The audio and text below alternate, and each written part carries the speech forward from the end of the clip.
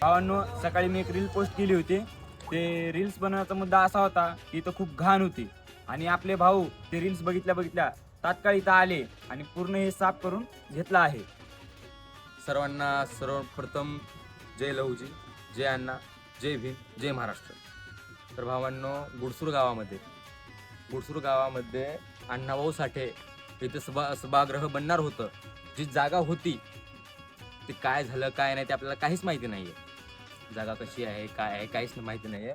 ते खूप घाण होती आणि सर्व गावातले लहूभक्त घेऊन पूर्ण आपण साफ केलेला आहे.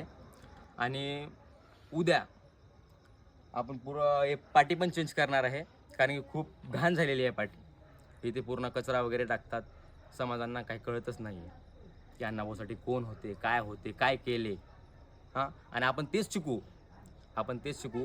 आणि कुठेही काही जर असं असेल, जर सभागृहाची जागा असेल, कुठला समाज मंदिराची जागा असेल आणि कुठला चौक वगैरे काही असेल, जिथे काय असेल जर कचरा वगैरे पडला असेल तर सर्व लोकभक्तांना मी एकच सांगतो की तात्काळ तिथे पूर्ण साफसफाई करा. सर्वांना सांगा की असं करू नका. आणि अण्णाभाऊ साठेंनी आपल्यासाठी काय केले होते, महापुरुष काय केलेत हे सर्वांना सांगून ठेवा, जेणेकरून असं काही घाण वगैरे दिसणार नाही.